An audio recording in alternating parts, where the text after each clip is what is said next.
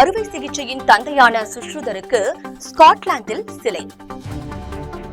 அறுவை சிகிச்சையின் தந்தை என போற்றப்படும் இந்தியாவைச் சேர்ந்த மகரிஷி சுஷ்ருதரின் வெண்கல சிலையை ஸ்காட்லாந்து தலைநகர் எடின்பர்கில் திறந்து வைக்கப்பட்டது.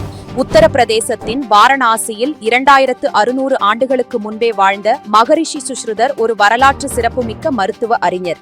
உலக வரலாற்றில் இவர் அறுவை சிகிச்சையின் தந்தை என்று அழைக்கப்படுகிறார்.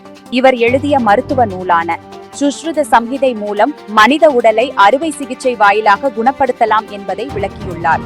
184 அத்தியாயங்களை கொண்ட இந்த நூலில் 1120 வகையான நோய்க்கு 700 மருத்துவ, தாவரங்கள் மற்றும் விலங்கினங்கள் வாயிலாக தயாரிக்கப்படும் மருந்துகள் குறித்து பல்வேறு தகவல்கள் விவரிக்கப்பட்டுள்ளன.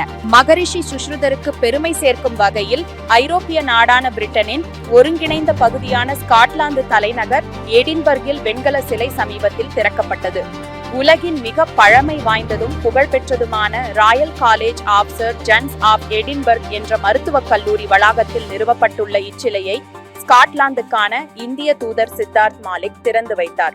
ஆந்திராவை பூர்வீகமாக கொண்ட பிரிட்டனின் பிரபல அறுவை சிகிச்சை நிபுணர் சந்திரா செருவு தன் சொந்த செலவில் இச்சிலையை நிறுவியுள்ளார். தமிழகத்தின் திருவண்ணாமலையை சேர்ந்த சிற்பிகள் மகரிஷி சுஷ்ருதரின் 90 கிலோ சிலையை நேர்த்தியாக வடிவமைத்து எடின்பர்க் நகருக்கு அனுப்பி வைத்தனர். இந்தியாவின் தொன்மையான மருத்துவ பாரம்பரியத்துக்கு சர்வதேச அளவில் கிடைத்துள்ள மகத்தான கௌரவமாக இது அமைந்துள்ளது.